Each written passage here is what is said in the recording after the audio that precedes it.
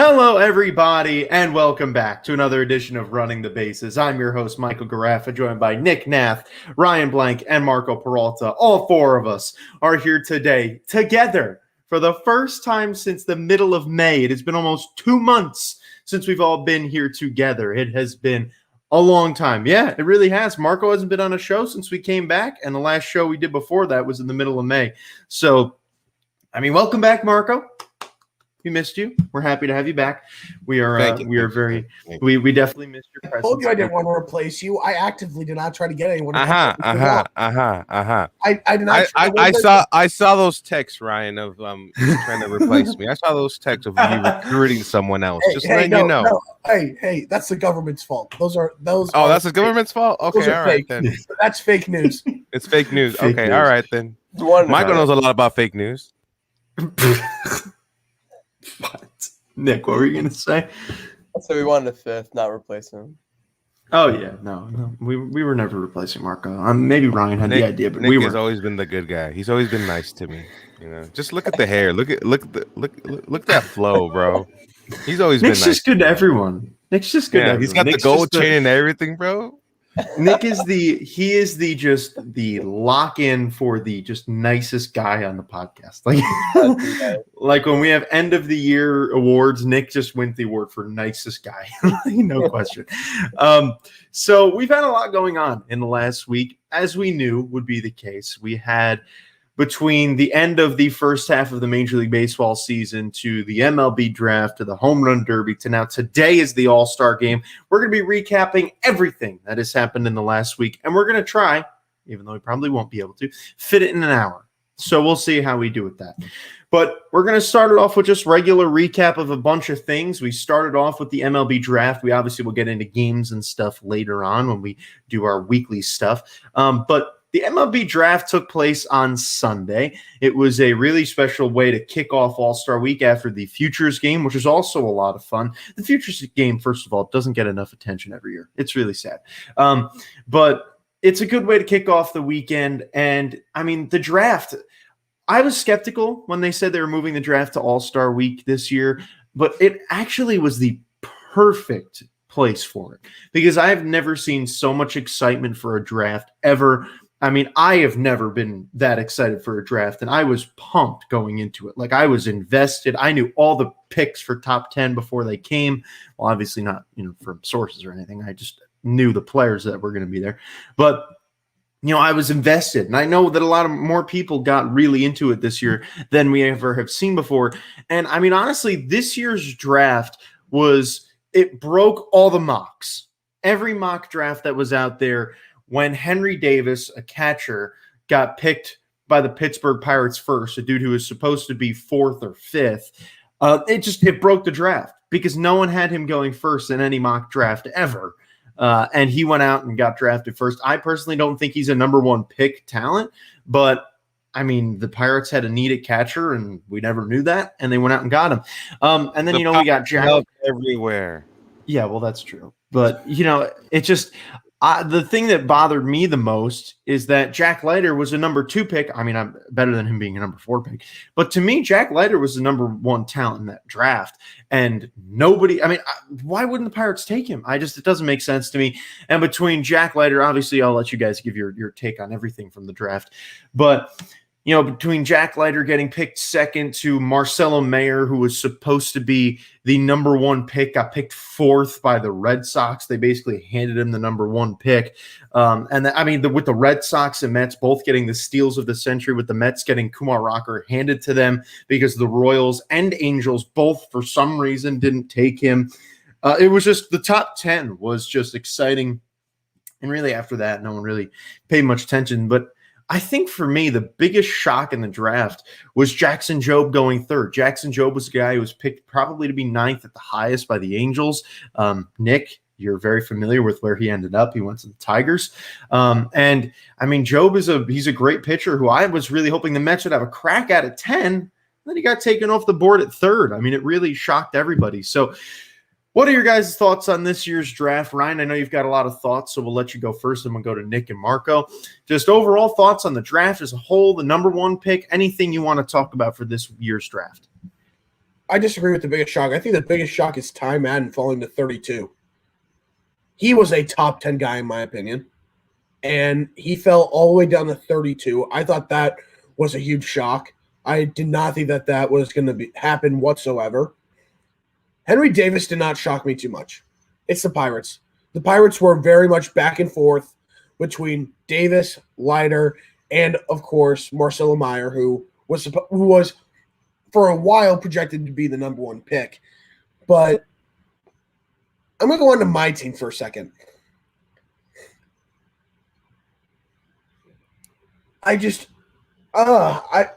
Royals get to fix that. Your guy did throw 4 consecutive no-hitters in high school. I'm going to get into that. Don't worry. Here's the thing. You get to the Royals. One of the best shortstop prospects in Khalil Watson and one of the best pitchers in college baseball are there. Either one, beautiful. Even Ty Madden, I'm good with that. But they go for the 39th ranked guy in Frank Mazzucato. I was extremely frustrated. And I know the reason behind it. The reason was because they want to spread out the little money they have across the entire draft, which actually helped because the Royals got a stud in the second round in Ben Caderna. Absolute stud, who actually is a local kid who went to one of the rival high schools of mine, from my high school. And that made the pick better. But Mazzucato, I will say this, impressive. He threw 4 no-hitters. Have you guys seen a video of his curve? I think he has the best curveball in the class. It is disgusting. And could he have potentially been there in the second round? Yes. But the Royals did it to where they could spread out money throughout the entire draft, which makes sense because MLB needs a salary cap. But overall, I would have rather had Rocker or Watson, but not much you can do there. But overall, I knew Rocker was going to go to the Mets once the Royals passed on him. I just knew it. And for me, Jackson Jobe going third, maybe it was higher than I thought he was going to go. I don't think it's a bad pick, though. So I'm okay with the Jobe pick. And even with people who criticized it, they hit a grand slam on their 32nd pick getting Ty Madden. So I don't think there's an issue whatsoever with that.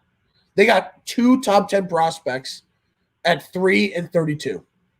Tigers have done a good job in this draft. I think a lot of that also that's really great, and obviously, Nick, you're going to hit on it more, is that Jackson Jobe was more of a maybe number 8, number 9 pick. So, the Tigers maybe dropped down a little bit to go with the number 9 guy at number 3, but then they're getting like a number 15 guy at number 32. So they really made up the ground on it really nicely. But, Nick, I'm intrigued to hear what you have to say because, the Tigers really have one of the better drafts so far. Yeah, this was definitely a very, very good draft from a Tiger standpoint. We haven't had the best of luck as of lately, but the Joe pick kind of confused me just because I thought that since we've seen the struggles of Willie Castro this season, I thought they would try and put pressure on him by drafting Marcelo.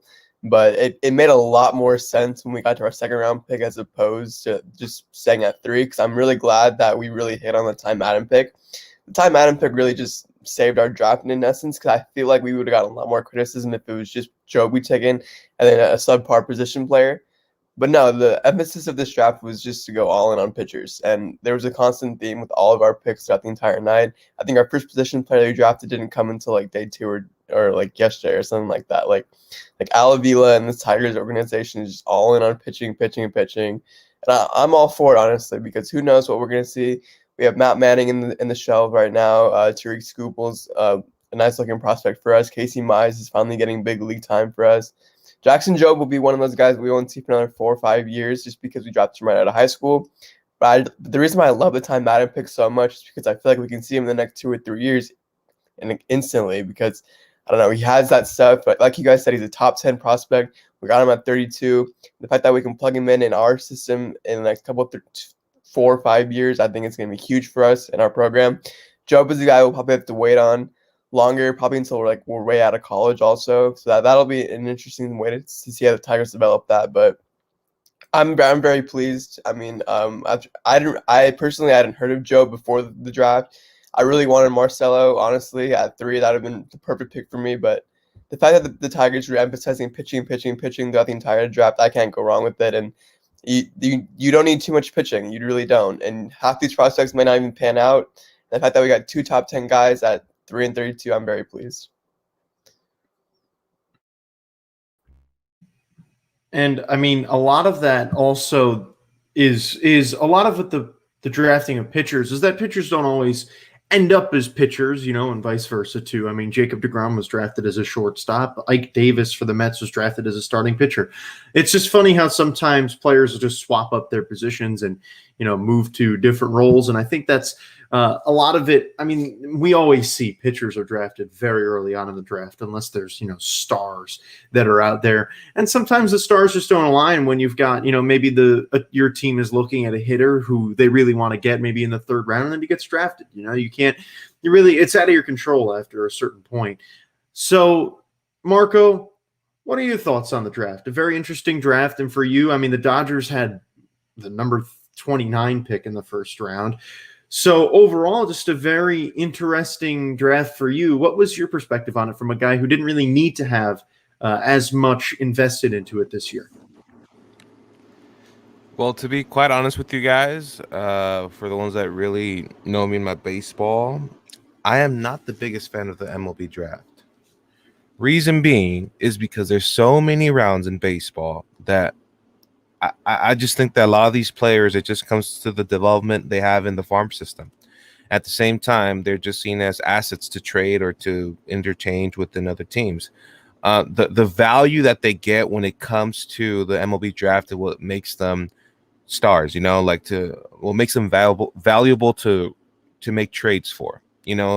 Like there's players, like for example, that they've been traded, they've been drafted in later rounds, like round 12 in the 1965 round MLB draft was Nolan Ryan, bro. The highest strikeout guy in Major League Baseball history was in round 12 of 1965. Like it's players like those that they're like a diamond in the rough, basically. I'm not the biggest fan of the MLB draft. Yes, like to some players it works. Like the one I've been most hyped about is Corey Seager when he got drafted in the 1st round with the 18th overall pick. That's awesome, but I think it just comes down to the development of the players in the farm systems, because it depends how good of a farm system you have that will make you a great player. So am I happy about all these kids? Yes, they're going into major league systems. It's rarely that it happens that you're able to get a few minutes in the minor leagues or even like in a single A type of system. It's awesome for these players. But in true reality, how many players are going to be able to see a Major League Baseball field? It just comes to how they develop and how the farm system works within the whole organizations. You have 30 teams. There's a reason why they're ranked best to worst. There's a reason why. How good their coaches are, how good the players adapt to the teams. That's the reason I think the MLB draft is not the biggest thing for me, because it depends who you're going to, who's going to be coaching you, and who's going to develop you to be a star athlete. So I'm happy for the guys, but I think the MLB draft doesn't define the players that are going into the major league system. Wonderful words of wisdom there from Marco. I mean, just going super deep there. I mean, I agree. It's the MLB draft it's kind of like a showboating opportunity to show off.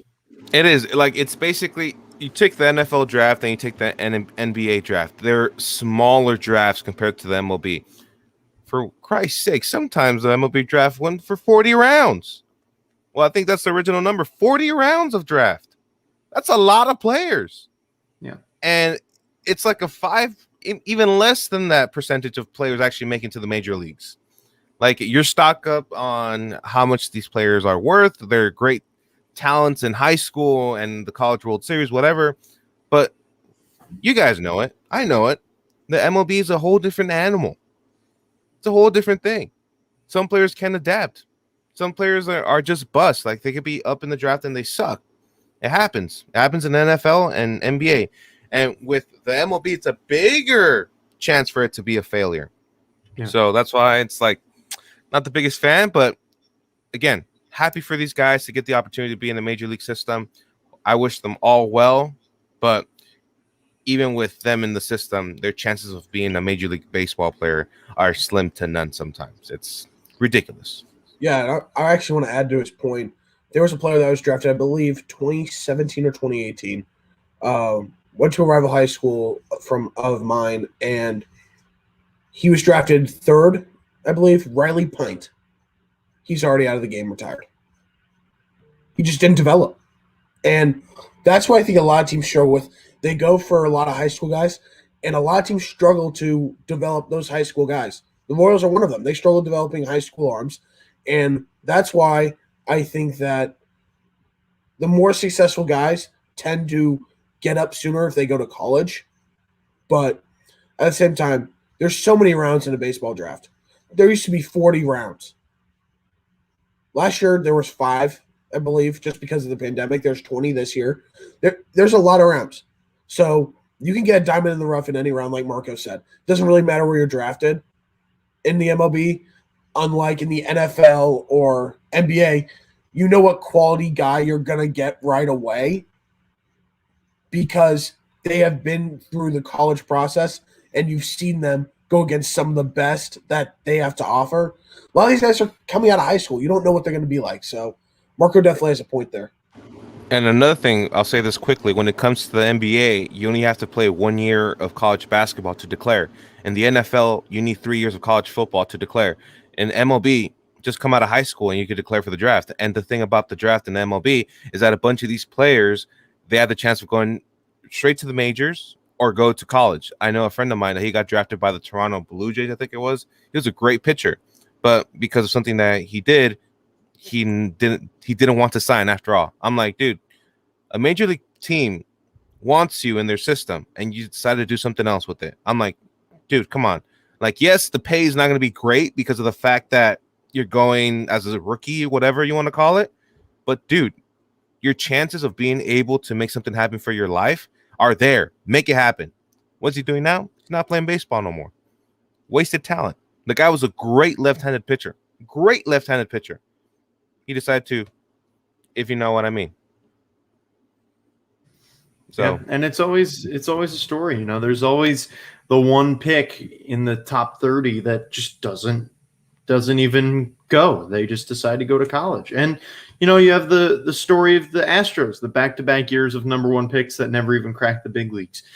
The draft is such a crapshoot, which is why there's so many rounds, because if you fail in the first 15, you still have a chance to make good of it in the last 5. So that's the talk of the MLB draft. I mean, I personally am stoked about it. The Mets got Kumar Rocker. I never thought there was a chance, but he magically fell, and the Mets magically picked him up. The dude's got a dirty slider. He's got a high 90s fastball.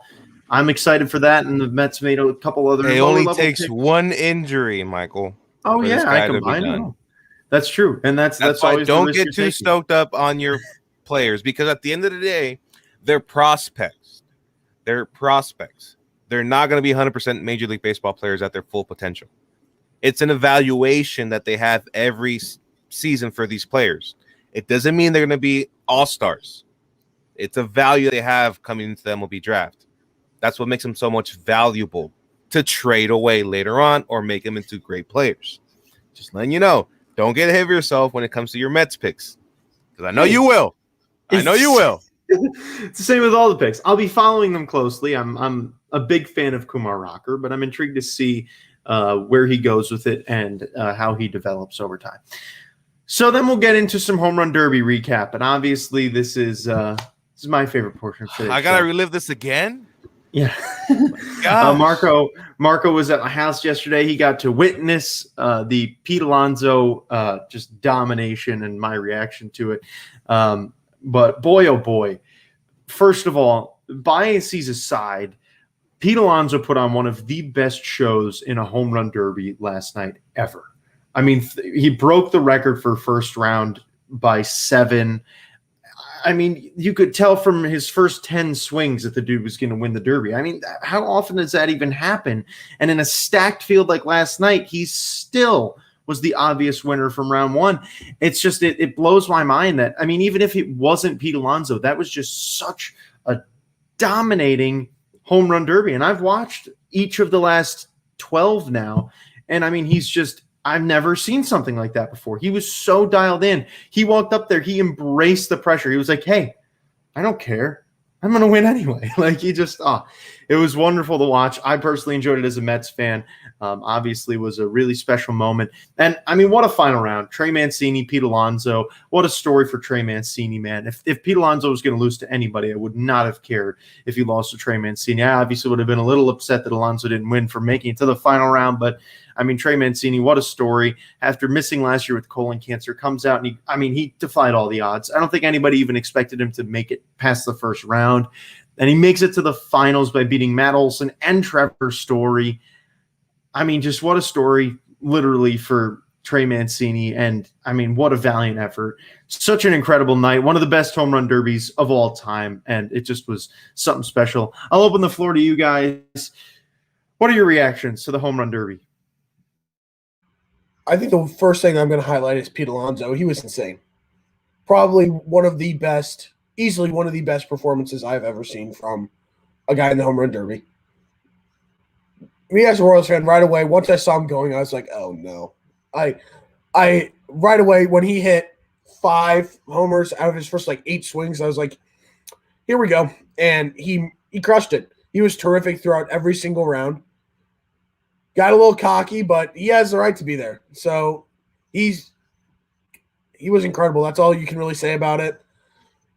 Trey Mancini is just continuing to be such an inspiration and such a great story for the game and for countless people out there. I was completely impressed. I actually predicted him to beat Matt Olson, but he was incredible, and I'm so happy for him that he was able to compete and even get to the finals. I think the one thing that Michael forgot to highlight, the swing off between Ohtani and Soto. Ohtani struggled.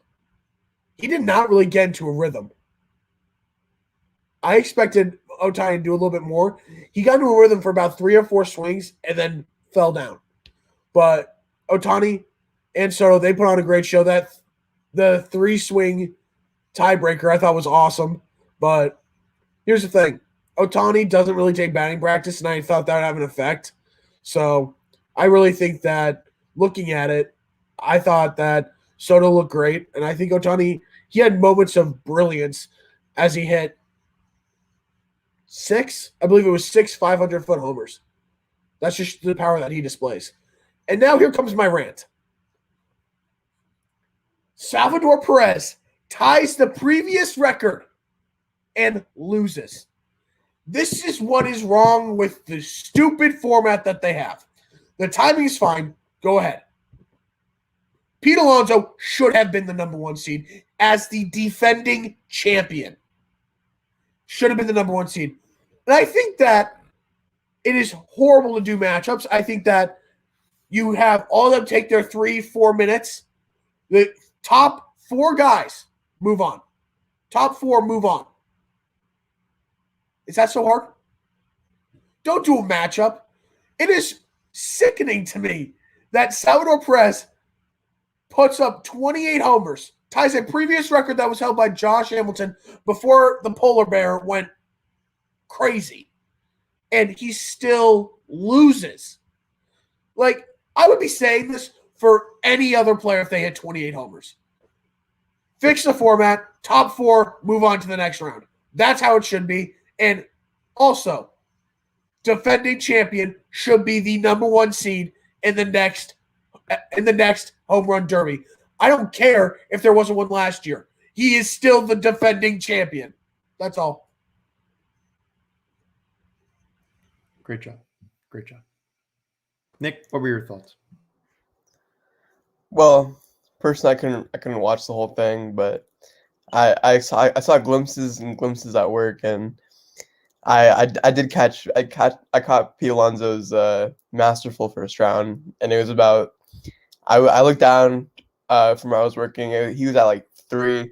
I looked up, he's at like 23, and I swear not even 2 minutes had passed, and I was like, holy mackerel. I think he legitimately had like 11 straight swings where I think that it was just all just towering. Like, I don't even know the word for it. Like, he was, I don't know. I have a lot more respect for Pete Alonso. He's the type of guy that doesn't care anymore. He's just out there putting on a show for the fans. Whether that messes up his swing for the regular season or not, it won't. But like, there's always been cases of that where players have messed up their swing from the home run derby, but Pete Alonso doesn't care. I saw him like halfway through the first round, he was just bopping his head like, yeah, I'm so winning this thing. Like, it's not even gonna be close.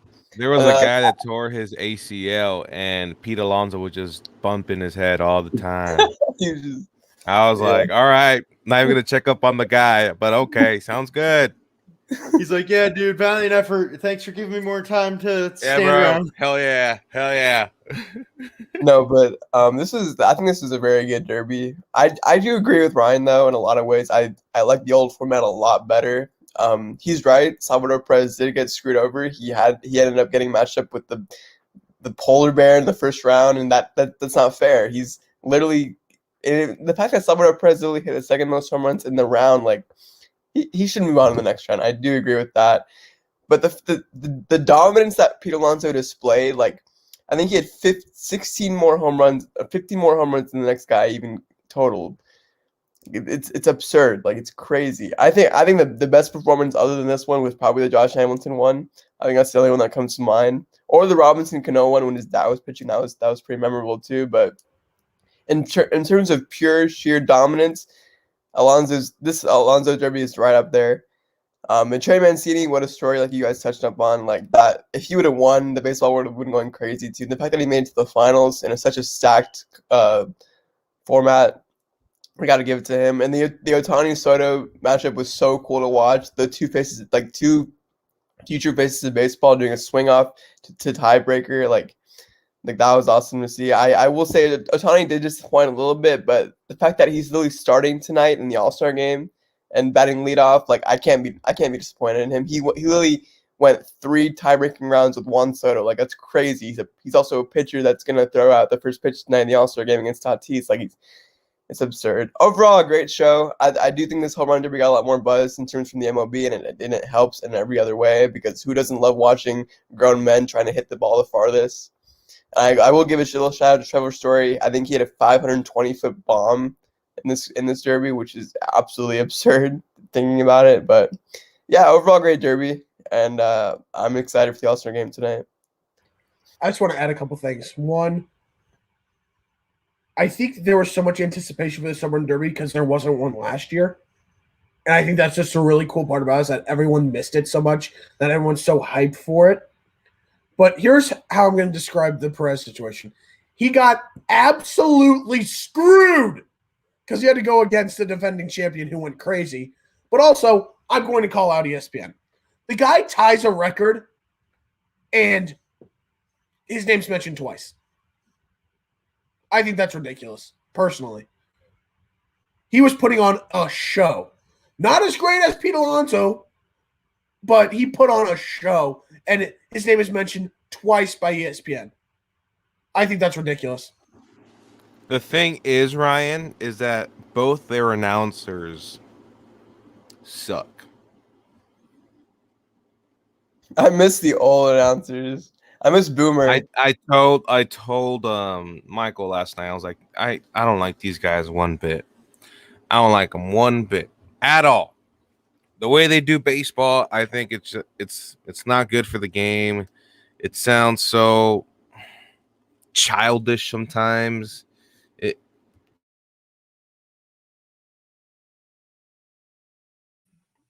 I mean, the dude literally after Alonso won the Derby, after Alonso was holding up the trophy, the announcer literally said, he's holding it up as if he just won the World Series. Yeah, he's excited. Why are you making a negative comment about it? I'm sitting there listening to the home run derby, and like they're barely even talking about the home runs. It's like where I was always, after 5 years of listening to just back, and after 20 years of that, like we then go to there's a drive, gone. There's another one. Boy, he's doing great. Like anyone, I was doing a better job, listening and think like, how do you like? It's not that hard. You just sit up there and you go, that's driven to left field way back, and that's gone. Alonso's on a roll. Like it's not hard. Like these guys are ESPN announcers. Like why do they seem like they are so? I don't know. I don't get it. Like, why, if you were an ESPN announcer, you clearly got there somehow. Yes, we hear you now, Marco. Like, you clearly got there somehow. Like, why is there such a difference between ESPN announcers and everyone else? Like, they should be the best, and they seemingly just don't really even know what's going on. I don't know. Marco, continue your thought. My biggest thing when it came to seeing how I don't like these announcers were when they were interviewing Justin Turner in the middle of a playoff game. I'm like, you don't do that. Like, you don't do that. Like, come on, man. You do that during All-Star break. Like, even for basketball, I'm not the biggest fan of those interviews with coaches in the middle of a game during a timeout. But that's been going on for so long that I'm like, it's kind of second nature for me. But when you're doing, like, in the middle of a playoff game, like, no, you don't do that. Just don't do that. And I just don't like how they sound together. I'm not the biggest fan of their energy, how they try to make things interesting. I don't like it. It's not for me. I told Michael, please just mute the TV. I don't like listening to these guys. I rather just hear you scream, "Bees!" and then that, obviously. But man, it sucks. But anyways, the home run derby, it's always good to watch. But just like Ryan and Nick, I've felt this for a long time. I think the old format has been great because that's what I grew up with. Being able to see how batters were able to just go at it. I don't care if I'm the 8th seed or number 1 seed, whatever. I'm just going to go yard every single time. It's amazing. I think one of the reasons why they put those matchups on is the chance of being able to walk off a home run derby like Pete Alonso did yesterday. Like, oh, just hit this number and you'll hit this number and one more and you're good. Like, no, let the players go at it. Like, just let them go free, and that's what I miss about it. And besides that, I think it was a great home run derby because of the fact that there wasn't one yet last year. Players were excited. Athletes were excited. Fans were excited to be able to be back in the stands because since last year there was no players in the stands. No fans in the stands. Being able to see one of the most favorite events in MLB All-Star Weekend be held once again with fans in the stands was something phenomenal to watch. And the fact that I saw bombs over 500 feet, I'm like, oh my gosh, that ball travels like crazy in Colorado. It's ridiculous. If it's another ballpark, I don't think Pete Alonso hits one over 500. I don't think Shohei hits one over 500 because of the fact how the ball carries in Colorado. It's a whole different animal. Yeah, and that was the thing is we didn't really see anybody hit it out of the stadium like we thought. And yeah, 520 from Juan Soto was impressive too. But, I feel like last night there was a lot of hyping up, but there wasn't really anything else. Like we hyped it up a ton, and then it ended up that, everyone thought Shohei Ohtani was going to win. While I'm sitting here saying, no, I don't even think he's going to make it out of the first round, and he didn't. Everyone was just so excited about the thought of Ohtani, but they're not considering the fact that this dude doesn't take batting practice. He's never been in an event like this before in the United States. And, it's a different animal when he did it in Japan. They do it with the old format and they don't have as many swings. So, it's just different. And even here, the 3-minute format, because they had to cut it down. It's exhausting to players after a while. And, when you have a swing off, it basically, that the people in the swing off have an amazing time when they're there, but then they're done because, Juan Soto only hit 15 home runs the next round because he could barely even stand. So, it's and that gave the way for Pete Alonso to go into the finals once again. Yes, absolutely. Pete winning on the beneficiary of a swing off. Hey, I think we need to think about this real quick. Shout out to Dave Joust. Insane. Yes. Did you guys see the chart? Yes. Of balls hit? Right down the middle. Perfect. Hall of Famer right there. I think that would be the worst job ever to have. You're either loved for about a good 4 or 5 minutes, or you're absolutely hated. I felt that bad. Would be the worst job ever. I felt bad for Soto's pitcher. feel I'm like, dude, they're feel- all the way high and inside and down low. I'm like, dude, you can't hit it over the heart of the plate, bro. Come on. Yeah. I feel like Shohei's pitcher too. Like he kept setting him up for like these line drives, like these low line drivers. Like I thought Shohei did phenomenal for the circumstances. Like he was hitting pitches at his head. Yeah, and the fact that he was doing Well, Shohei was hitting a lot of pitches outside of the zone, which was he had to reach for every single one of them, and it was a line drive almost every time. Yeah, that takes out your energy too, and like it just ruins your rhythm. But like once he got in that rhythm, like that small rhythm at the very end, like man, he was 2 or 3 dude, away. When I saw him take breaks and he would like bend down for air, I'm like, yeah, this guy's done. He's gassed. He's done. He's still his performance was very. I liked it. I enjoyed it. You know, I think the funniest part was the fact that his catcher was his interpreter. I think that was pretty funny. And every time they went up, he was like, "Hey, throw him a ball so he knows where to get it, or if he can react on time." And that also, was hilarious. when he was behind the plate, he was like crunched in like this. Yeah. Well, because he's an interpreter, never caught before. Yeah, he's an interpreter. He's not an MLB catcher. I thought it was awesome. Come on. Yeah, it was. No, it was hilarious. It was a great time. But I mean, yeah, it's last night really proved it, and I saw it in 2019 too. The main reason why I was so sure that Alonso was going to win this year is because I knew he wasn't going to make the same mistake of what happened in 2019, where he had his cousin pitch to him who couldn't throw him a strike. You know, Alonso won in 2019, but he struggled mightily because his pitcher was terrible. When you get a good pitcher, it makes all the difference. A good pitcher is just as good as a good hitter. You know, if Dave Joust threw batting practice to everybody last night, even though he would have had a dead arm by the second round, we probably would have seen more people hit 30 home runs. Because, I mean, if you're a home run hitter and you know a pitcher's coming in the exact same spot every time instead of having to search around for it, it's easy. You know, if you can get in a roll, you keep going. Obviously easy for me to say. So that's that for our home run derby recap. Pete Alonso, double down. I'm stoked about it. Now, we have our all-star rosters. We're going to try and be really quick with this because knowing us, we could take forever. Ryan, I know you have to go in 20 minutes, probably like 15. So we will get going. I don't know if you guys can hear Marco, but I can't. Can you guys hear Marco? No? Okay, no, then we can't hear you. I know sometimes my AirPods just die. Keep going. Okay, so we're just going to keep rolling with it, and we're going to just go fast, and then if we run out of time, Ryan, I'll have you give the rest of your players. So we're just going to roll with it. We've got – yes, now I can. So we've got starting pitcher, relief pitcher, every position. We're going to do American League, then National League. We've got 10 starters, 10 relievers. I know some of you guys did less. And then for each position, we have a starter and a reserve. So we're going to go position by position. We're each going to do ours. It'll go, the order will be me, Nick, Ryan, Marco. I'm going to say my 10. Nick will say his 10 or however many. Ryan will say his, the Marco, and then for each position, the same thing. And then I'm going to write them in the document. So let's get rolling. These are our official all-star rosters of 2021. We did it last year too because there wasn't an all-star game. It was fun to do it this year. Thanks to Nick for the idea because I wouldn't have done it if it wasn't for him. So shout out to you.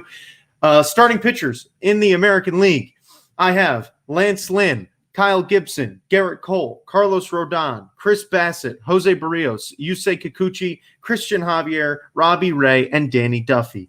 Those are my 10. Nick, who are your 10? I have 8. Yes. I did Lance Lynn, Kyle Gibson, Garrett Cole, Carlos Rodon, Chris Bassett, Jose Barrios, Yusei Kikuchi, and Sean Manaea. Ready, Ryan? All right. Pick up just so you guys know, I did not include guys. There's gonna be more than like 10 because I didn't include guys that were injured, like as part of it. So I have Ohtani, Bassett, Lance Lynn, Kyle Gibson, Garrett Cole, Carlos Rodon, Aaron Savale, Lance McCullers Jr., Jose Urquidy, and Sean Manaea. All right. So for mine, the starting pitchers, I'm going to go with I only did 5 for the sake of time right now. Shane Bieber, Garrett Cole, Nathan Eovaldi, Kyle Gibson, Carlos Rodon. And when it comes to the relief pitchers, Liam Hendricks, Aroldis Chapman, Matt Barnes, Ryan Presley, and Gregory Soto. Hold on, I'm trying to keep up and write all these down. Everyone say super fast. Bust the rhyme. Bust the rhyme. Seriously, I'm trying to keep up over here, and I'm I'm struggling. I've got I think I have them all that are not that I didn't have here. And Marco really threw me a loop going for relief pitchers right away. No, I said my starters first. I know, but then you did your relievers, and you weren't supposed to. So I'm trying to write your starters while you're naming off relievers. My bad. It's okay. I believe you guys can take a look at the document after. I believe I included everybody that I didn't have in mind. So now we go over to relief pitchers. There's 10 relievers as well. I have Ryan Presley, Liam Hendricks, Andrew Kittredge, Matt Barnes, Rizal Iglesias, James Karinchak, Jonathan Loizaga, Lou Trevino, Chad Green, and Emmanuel Clace. And then Marco had an extra 2 of Aroldis Chapman and Gregory Soto that weren't in mine. Mine are Ryan Presley, Liam Hendricks, Andrew Kittredge, Matt Barnes, Rizal Iglesias, James Karinchak, Jonathan Loizaga, Lou Trevino, Chad Green, Gregory Soto. Okay, I have Presley, but since he isn't playing, there's going to be 11, including him. I've got Loizaga, I've got Scott Barlow, Chad Green, Liam Hendricks, Lou Trevino, Andrew Kittredge, Colin McHugh, Drew Steckenrider, James Karinchak, and Emmanuel Clase. Okay. I like the Drew Steckenrider pick. That's interesting. Definitely very interesting. That's really a surprise pick because I don't think anybody even thought of Drew Steckenrider. Then Marco, you gave us our relievers. So we have a total of 17 American League starting pitchers for the 2021 All-Star rosters from Running the Bases. I will name them off. If you don't hear a name that you said, let me know. We've got Lance Lynn, Kyle Gibson, Garrett Cole, Carlos Rodon, Chris Bassett, Jose Barrios, Yusei Kikuchi, Christian Javier, Robbie Ray, Danny Duffy, Sean Manaea, Shohei Ohtani, Aaron Savali, Lance McCullers Jr., Jose Urquidy, Shane Bieber, and Nathan Eovaldi for starting pitchers. Was there anybody that I missed? I want Tyler Glasnow as well. Gotcha. Even though we start Glasnow. Okay. Yes, I agree. That's a good one. And then for relief pitchers, we have 15 relievers. We have Ryan Presley, Liam Hendricks, Andrew Kittredge, Matt Barnes, Rizal Iglesias, James Karinchak, Jonathan Loizaga, Lou Trevino, Chad Green, Emmanuel Clace, Aroldis Chapman, Gregory Soto, Scott Barlow, Colin McHugh, and Drew Steckenrider. Did I miss anybody? Chapman. Yeah, that's rough, but it's okay. So now we're going to get to the easier part of the show as we get to the part where there's only 2 players. We have catchers. And catchers are very interesting. I've got Salvador Perez as my starter, and my one reserve, I have Gary Sanchez. Ooh. Yeah, Salvi's clear-cut starter, no question. Ooh. I struggled for about 5 minutes last night. I was almost going to flip a coin, and then I said I'm just going to. I just put Gary Sanchez / Mike Zunino. I really couldn't pick. I really couldn't because their batting averages are both the. Sorry, you go ahead. I got Salvi and Zunino. I think Zunino. Why are you just booing everything now? No, I'm booing Salvi. That's what I'm doing. Wow. I missed you, Ryan. Deserve to be an all-star. I missed you, Ryan. I'm just trying to push your buttons, bro. I missed you. We all Zunino, too. Zunino's got a better on-base percentage, better slugging than Gary Sanchez, so I'm going to stick with the pick. So give me Zunino. He's also batting below 200. Sanchez is barely above 200. He's like, That's 217. That's sad. No, you're hitting 217 and you're an all-star. That's like sad. Mike That's sad Zunino, for the game. Gary didn't get voted though. Mike Zunino got voted in. He's batting. I know, but Catchers just suck Zunino has this more year. homers. if he were an all-star, I it would be know, Gary I get it, Sanchez. I That get would have it. been sick. He wasn't. The But- catching position's so weak. It's too bad James McCann isn't in the AL because he'd be the freaking. He would not be starting though. No, I know, but he'd be. AL catchers are rough. Can't wait for Adley Rushman. Alrighty, Marco. Put all my team in the NL East and they'll dominate that division. Anyways, for my pick for catchers are the same as Ryan's. I'm going to go with Salvador Perez and Mike Zunino. That's what I'm going with. Okay, that's fair. So our 3 catchers 4, running the bases 2021 All-Star Game, Salvador Perez, Gary Sanchez, and Mike Zunino. Pretty stacked position. You want to talk about a stack? Well, no, actually, really a weak position. I don't know what I'm saying. You want to talk about a stacked position, though? We go over to first base, and I mean, really, I don't think there'll be any question. I think we probably all have the same too. At starter, we've got obviously Vladimir Guerrero Jr., and then for the reserve, I have Matt Olson. Yeah, copy paste. I actually have 3 guys here. I've got Vladdy as the starter. Reserves, I have Matt Olson and Yuli Gurriel. Oh, Okay. I hate Yuli Gurriel, but he's been good this year. I put him at DH, so. I hope you guys noticed something about my draft starters. I mean, my all-star starters. So hopefully you guys noticed that. But anyways, I'm going with Vladdy Guerrero Jr. and Matt Olson too. Okay. Yeah, so we all agree. There's only 2 because I do have Yuli at the DH. I have him. I don't have him at first base, so I don't need to put him there. So we go to second base, and this is another interesting position. I know that we wanted the same because I know Ryan won't agree. I have Marcus Semien as the starter and Jose Altuve as the reserve. Yeah, I had the same thing, but you could honestly flip them. That I wouldn't have a problem with that, but I think Marcus had a little bit of a better season so far. So I'd start Simeon, then bench Altuve. Start Simeon. I don't like a cheater in Jose Altuve. My fault. Whit Merrifield. You literally just put in Yuli Gurriel. Hey, Gurriel steal an MVP? No, Gurriel did not steal an MVP. How about that? Yeah, Gurriel. Altuve didn't do this.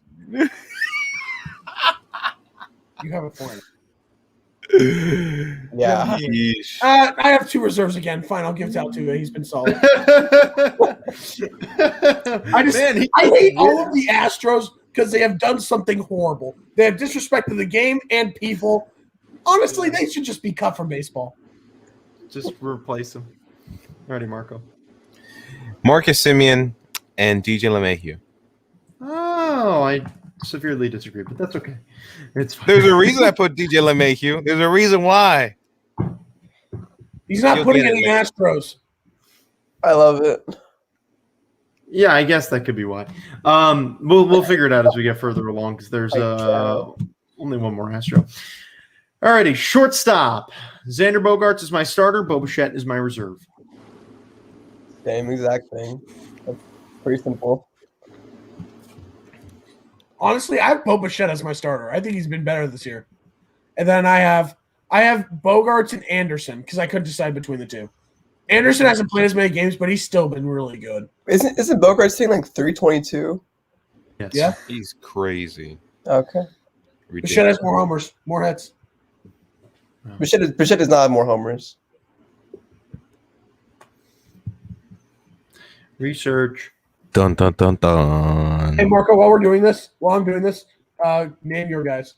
Yeah. Oh, okay. I have Xander Bogaerts starting and Bo Bichette reserve. As it should. Let's take a look at those American League. Yeah, Bogaerts has 15. Bichette has 16. Wow. My fault. What's the batting average disparity though? Might be 28 points. What's the big deal? That's Bichette has huge. more hits, more runs, Case is rested. more homers, more RBIs, more stolen bases. I'm sorry, Ryan. Better on base percentage. Shoot, I looked at the wrong one. Never mind on that one. Okay, It's okay. I'm sticking with it. My case is It's still rested. Hey, it's fine. It's fine. Third base, the boy who is better than Nolan Arenado this year, Rafael Devers, as my starter, and then Jose Ramirez is the reserve. I'm just going to keep rubbing that in all year, and you better believe I'm going to keep rubbing it in. Nolan Arenado is still better than Rafael Devers. Yeah, but Devers is having a better year, just like I thought he would. So Yeah, Devers Having a better year doesn't mean he's a better player. Yeah, you said he was the better player. You yeah, said entering that, the season, yes, and he is this year. Devers and Ramirez are my players. Yes, Same. Copy paste. Copy paste. Okay, cool. Figured. Then we go to the outfield. There are 3 starters and 3 reserves, so this is going to be another somewhat rapid fire round. Starters: Cedric Mullins, Yordan Alvarez, and Adolis Garcia. Reserves: JD Martinez, Jared Walsh, and Joey Gallo. Starters, I have Cedric Mullins, Yordan Alvarez, Aaron Judge. I added a few more reserves just for the sake of it. I have JD Martinez, Jared Walsh, Joey Gallo, Adolis Garcia, and Teoscar Hernandez. My starters are Michael Brantley, Cedric Mullins, and Aaron Judge. My reserves are Adolis Garcia, Alex Verdugo, and Teoscar Hernandez. Ooh, getting a lot of outfield. Even though he's hurt, outfielders Mike Trout, even though he's hurt, Aaron Judge, Teoscar Hernandez, Joey Gallo, Adolis Garcia, and Cedric Mullins. All right, I like it. DH. Should we let Ryan just say his? Yeah. Yeah, we'll do that for the NL. DH, Shohei Ohtani, Yuli Gurriel. DH, Shohei Ohtani, Nelson Cruz. DA Shohei Ohtani, JD Martinez / Nelson Cruz. I can't really decide because they're really close. No one said Yonder Alvarez. That's interesting. I I'm said going Yordan, with. in the outfield. Yordan's my outfielder. Oh, okay, gotcha. I was saying for DH, but never mind. For DH, I have Shohei Ohtani and JD Martinez.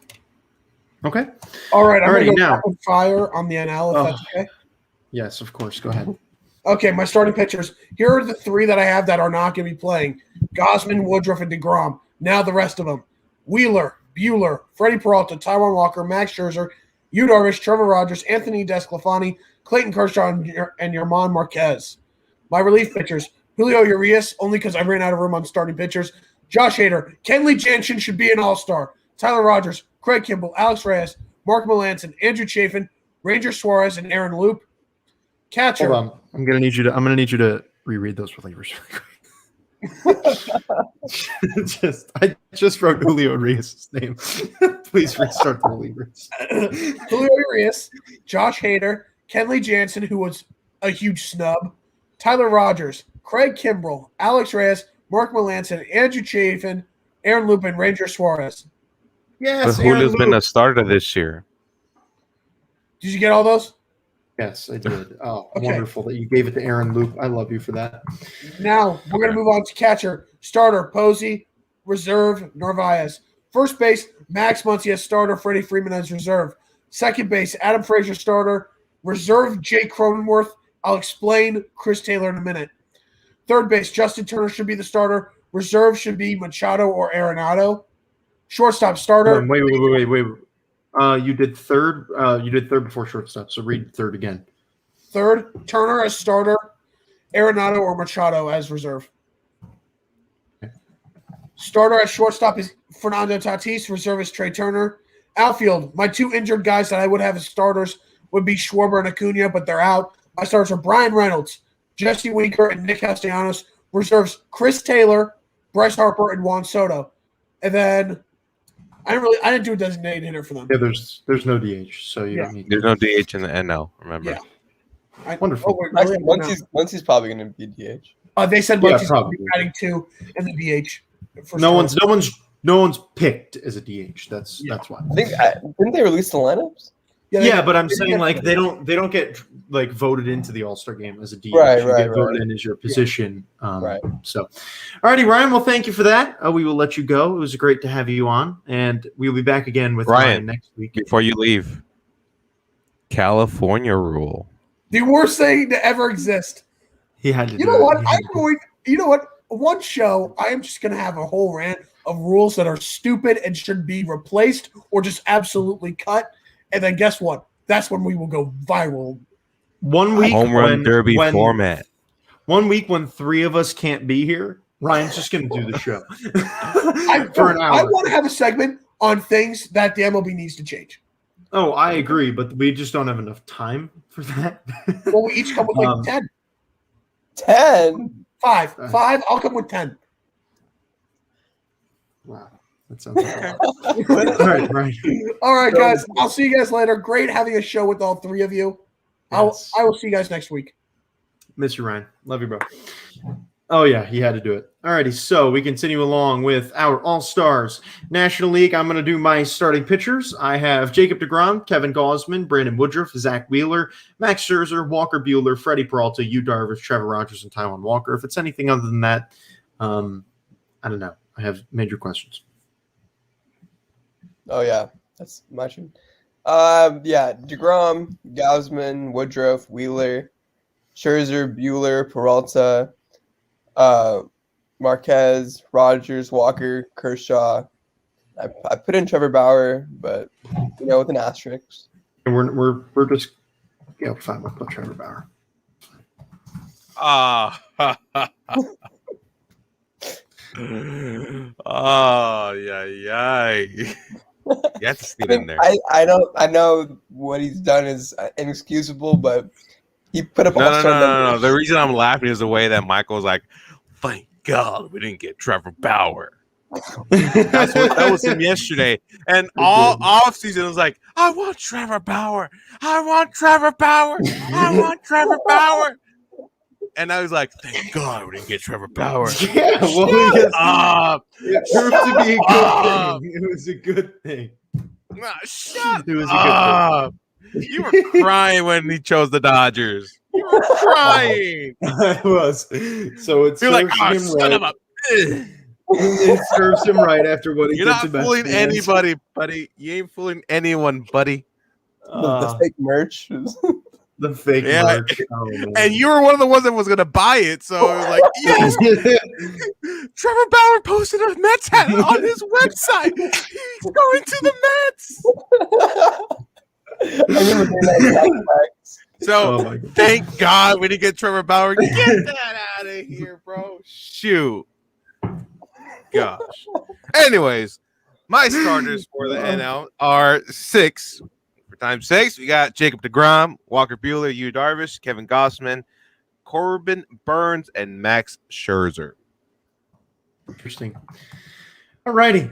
That is starting pitchers. Now we go over to relief pitchers. My relievers, I have Josh Hader, Craig Kimbrell, Alex Reyes, Brad Hand, Mark Melancon, Kenley Jansen, Jake McGee, Edwin Diaz, Tyler Rogers, and TJ Antone. I have the same exact list except for TJ Antone. So you didn't replace him, you just took him off. Yeah. Okay.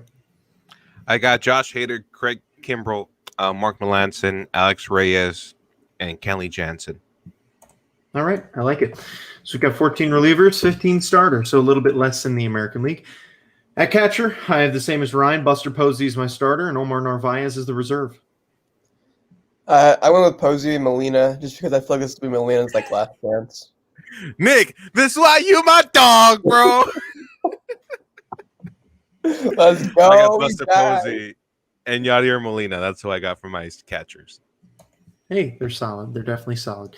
All righty, first base, I've got Freddie Freeman as a starter and Max Muncy as the reserve. Honestly, I think I'm going to start Muncy and bench Freeman, but yeah. 19 home runs, baby. So Max Muncy starting first base, and then Freddie Freeman. And which means that because you guys all agreed that it's Muncy over Freeman, then I have to change it to Muncy being the starter and Freeman being the reserve. So good job, guys. So good job. You overweighed me and my first vote and turned Max Muncy into a starter. So congratulations. All righty, second base. I've got Ozzie Albies and Chris Taylor. I got Albies and Cronenworth. Okay. I got Adam Frazier and Ozzie Albies. Yeah, this is a really interesting one. None of us agree on here. Shortstop, I have Fernando Tatis Jr. and Trey Turner. Yeah, bro. In any other year, Trey Turner would be a starter, but yeah. Tatis and Turner. Yeah, no arguing that. Third base, I have Justin Turner and Chris Bryant. I got Turner and Arenado. I got Arenado and Turner. So, again, we all disagree. In the outfield, I have Nick Castellanos, Ronald Acuna Jr., and Jesse Winker as starters. And my reserves, I have Brian Reynolds, Bryce Harper, and Kyle Schwarber. Yeah, I have the exact same thing. I just added Juan Soto there because he's always going to be an all-star to me. Fair. Well, for me, I have 8 outfielders. I got Ronald Acuna Jr., Nick Castellanos, Jesse Winker, Mookie Betts, Chris Taylor, Bryce Harper, Kyle Schwarber, and Juan Soto. He had to throw Mookie Betts in there, didn't he? Well, he just was an had to. all-star. Yeah, but it was just funny that you expanded it so you could add in Mookie Betts. I like No, it. no, no, no, no, no, no, no, no, no, no, no. You said 6, right? Yeah, 6. You said 6. Number 1, Acuna Jr. 2, Nick Castellanos. 3, Winker. 4, Mookie Betts. 5, Chris Taylor. And 6, Bryce Harper. 7 and 8, Kyle Schwarber and Juan Soto. So I didn't expand it to sneak in Mookie Betts. Mookie Betts came in at number 4. Okay, just letting you know. Okay, thank you for letting me know. So those are our all-star rosters. I'm going to be posting those on Twitter sometime later to show everybody our all-star rosters and who should really be all-stars, because us 4 combined, we don't need no fan voting system. Come on, we can determine the starters ourselves. So because of that, that is the end of our main segment. We're going to fly through these power rankings and then fly through our segments, because why the heck not? We saw power rankings in our segments. I forgot about those segments, bro. It's okay. You haven't done it. I feel like we don't have to do the segments, low key. Yeah, we don't have to. I have my top 5 moments of the week. I'll just do because I feel like they're, I just keep track, and there's some moments you really just can't ignore this week. So we'll roll in with our power rankings. We start at number 10, and same spot as they were last week, the New York Mets. 10, I'm going to go with the Mets. I'll go with the Mets too. Okay. At number 9, I have the Reds. They hopped up into the top 10. Wow. I'm not gonna lie to you. I didn't do these power rankings beforehand, so this is just gonna go fresh. I'm gonna go with the Mariners. This is when Nick forgets a team and ends up getting the top 10. Yeah. Like, oh, I forgot the Dodgers. Yeah. I haven't done that in so long, but we're gonna see if I can do it this time. Yes, we have faith. Okay, I'm going with the Athletics at number 9. Yeah. Okay. I don't even have them in the top 10. Brewers are my number 8. I'm gonna go Reds at 8. Ooh, I'm going Milwaukee at number 8. All right. 7, Padres. Gosh. 7, Milwaukee. 7, Padres. Dude, Marco, you and I, last time we did this, we agreed completely. Last week, Nick and I agreed completely, except we flip-flopped 2 spots. Okay. But we were in complete agreement. It was great. So you and I agreeing here doesn't surprise me. At number 6, I have the Boston Red Sox. Padres. Got the Astros at 6. Okay, that's fair. At 5, I have the Tampa Bay Rays. I have the Astros. I have the Rays at number 5. I've got the Astros at 4, so we're all around the same ballpark. They stayed at the same spot as they did last week. Rays. Boston Red Sox. That was the worst Boston accent I've ever heard. At number 3, How dare you? How dare you? Hey, I'm a Northeasterner. I know how the Bostonians talk. I know that Right. Bostonians talk like this. I know they do. Yes. Okay. At number 3, they jumped all the way from 8 last week. The Chicago White Sox. Red Sox. Chicago White Sox. There we go. There we have it.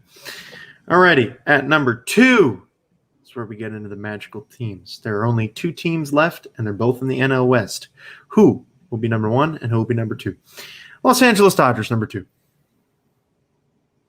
I forgot a team. I don't think you did. I did, bro. I did.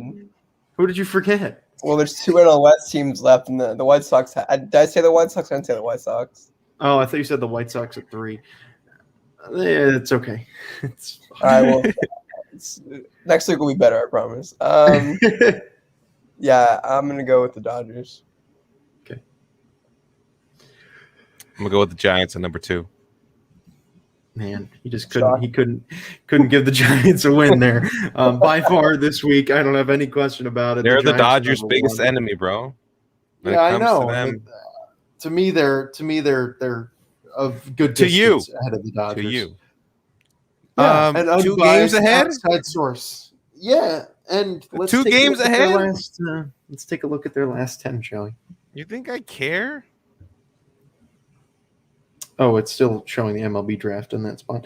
The Dodgers Last 6 10 and 4 in the games, last 10, 6-4, and the Giants 7-3. What's the big difference and there? and the Giants have won 4 in a row. You know, it's just it's all about the optics. It's all about the optics. Alrighty, so that is the power rankings of the week.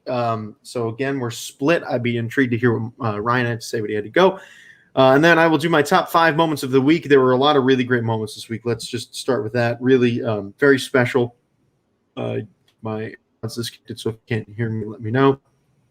But top 5 this week, honorable mention that we have to talk about, or that I have to talk about, is Garrett Cole throwing a 3-hit shutout against the Astros in his first start back in Houston. Just a special moment. I mean, he went out there, he dominated, he yelled at Aaron Boone to stay in the game. He said, "You are not taking me out." He said, and I quote, I said the F word a lot, and I kind of blacked out. I mean, Garrett Cole fighting for his game to stay in, and he completed a 3-hit shutout with about 130 pitches. What a wonderful effort. Now we get in the top 5, also same series. Jose Altuve's walk-off homer caps off an incredible 6-run ninth inning to beat the Yankees 8-7. It was just a special moment there. The Astros just shocking him, and with the celebration of Altuve taking his shirt off to show that he's not cheating anymore was really funny. It was after what the Yankees have been doing all series. I just thought it was the perfect way for the Astros to end that series. Then number 4, we have Brad Miller with a monster game, hitting 3 home runs against the Cubs. We've had so many 3-homer games this year. And honestly, this one's in a tie with Altuve, very close. And number 3, we're getting these top 3 could easily be number 1 in any week of the year. We have Shohei Ohtani breaking the single-season home run record for a Japanese player with his 32nd. That was done on July 7th. It was just a special moment for him, breaking Hideki Matsui's record. And number 2, we have Pablo Lopez tying the MLB record for 9 consecutive strikeouts to start a game. He was so close to breaking the record. He is now one of 2 to hold that record. It was a really great way for him to start. And I mean, a record that hasn't been touched, I believe, in like 40 years. And then at number 1, I mean, we all know the number 1 moment this week. Mr. Daniel Camarena, the dude no one even knew who the hell he was until he hit a grand slam off of Max Scherzer for the Padres amidst one of the best comebacks I have ever seen. The Padres were losing 8-0 to the Nationals. Max Scherzer was on the mound. They then scored 6 unanswered runs and then walked it off in the 9th, 9-8. I mean, the Daniel Camarena grand slam was just a cherry on top and would be number 1 on its own, and the comeback on its own would have been number 1. But what a spectacular, all-around, just phenomenal game, and just a game that I don't think anyone's ever going to forget, because that was just fantastic. So that call was just so electric too. He was like, "Hey, Maria believes in Slam Diego." I love Don Orsillo. Bro, it was so good. Dude, the dream booth would be to have Gary Cohen, Don Orsillo, and Joe Davis, the 3 of them. If you could get the 3 of them into a booth together, you would have the best announced game in the history of baseball. Like, it would just be the biggest thing. No, I used to love Matt Vasgersian, but he's become too exaggerated over the years. Where Shohei Ohtani's hitting a home run 400 feet. He's like Shohei. Oh my goodness! Whoa! Home run. And I'm like, dude, he just hit it like 3 rows deep, and it's now 8-1. It's like they just scored their first run of the game. It's the 9th inning. Why are you screaming? Like, he's just like, they'll get a base hit to make it 10-2, and they're still losing. He's like, oh boy, the comeback is on. It's like I used to love him. The Rajay Davis call, wonderful. Still a great announcer, but I'm going to be honest, he's just too over-exaggerated at this point, which is, it's okay. But Don Orsillo, Joe Davis, and Gary Cohen in one booth would just be, I mean, just a... Well, the biggest question is going to be, who's the play-by-play guy? I think they should do it by inning. First 3, 1 through 3, 4 through 6, 7 through 9. Or just do the game. Just do like swap, like rotate the games. Oh yeah, you could do that too. But I mean, just I'm saying for one game, throw them. Oh, all in for the one same game, game. yeah. Yeah, like World Series Game 7, have Joe Davis, Gary Cohen, and Don Orsillo. It's sad that Gary Cohen doesn't get to do any playoff games because he's just a local guy. He's on SMY, but Joe Davis and Don Orsillo have the big boy jobs and can, travel to the World Series when Gary Cohen's like one of the best, but can't leave New York. But, it's just if the three of them could be together, it'd be special. But yeah, Don Orsillo. I just love his voice. He's really grown on me. Called Pete Alonso's 53rd. It was just he's a special announcer. Really is. He's a guy I really hope to meet one day. He has fun in the booth. He's not exaggerating. He has fun in the booth. That's what I like about Don Orsillo. It's pure raw emotion when he's up there. Like that's what I strive to be. As a dude who's just up there, like just going like Daniel Camarena, a grand slam. Like it's like I would love to just sit up there and just call games like that. It would be wonderful. So maybe one day. So thank you all for watching season 4, episode 11 of Running the Bases. Wait, I was one question. Yes. No honorable mention for Trey Mancini. Well, I didn't include home run derby because I felt like that would just be unfair to the other moments that happened. Because obviously a home run derby moment is going to be cooler than any of the other moments, which is why we spoke about it earlier. Gave it its own little segment. Okay. All right. But if we were to you're saying that automatically is better than any moment, the home run derby, than any other moment, like. Well, yeah. I mean, if we included the home run derby, none of these would be in the top 5. That Camarena Grand Slam is bigger than a couple moments that I saw in the home run derby.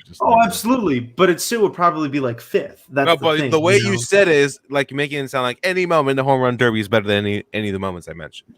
That's true. Well, yeah, I wasn't considering that Daniel Camarena and the Padres literally put up like the coolest thing of the entire year. So, they would be in there still, but the other ones would probably just get shoved to the side. So I wanted to make sure that the moments that happened during the week got their respect because they definitely deserved it. So that'll do it for this week's episode. We will be back every week. We were a little early today to try and get Ryan in for the whole show, which we did. We will be back at 8:30 a.m. Arizona time every week, half an hour later than we did this week. So I think we'll be all right. I'm tired, but I'm okay. Extra half hour of sleep every week it'll be good. So thank you guys for listening. We're happy to we had all 4 of us here at some point during the show today. It was a lot of fun. Enjoy the All-Star game tonight. It is going to be a blast. Shohei Ohtani is starting the game on the mound, and he is the leadoff hitter. Unprecedented times we're living in. Babe Ruth is alive again. It's phenomenal. Max Scherzer got the start for the NL, which really surprised me, but I mean, it makes sense considering. That's crazy. Yeah, I know. I'm really surprised that Scherzer got the nod there, especially considering that they're, to me, like, let's take a look at mine. I have 4 guys ahead of him, but to be fair, I had Max Scherzer at 5th best on the list, and the only one better than him was Zach Wheeler. He's there. So. He's there because of his name more than anything. Right. And exactly. DeGrom would be starting, obviously. Yes. Jasmine would be next in line, obviously. Yeah. And then Woodruff would be 3rd, and all 3 of them are not there, obviously. Obviously. Just, the way the cookie crumbles. So thank you guys for listening. Enjoy the last day of the All-Star Week. It has been a spectacular week. I've had a lot of fun. I know you guys have, and I'm sure everyone watching has. Enjoy it. It's a special day. It's a special moment every year. We'll be back next Tuesday. We'll be back to more normalcy with regular baseball. Thank you all for watching, and we will see you all next time.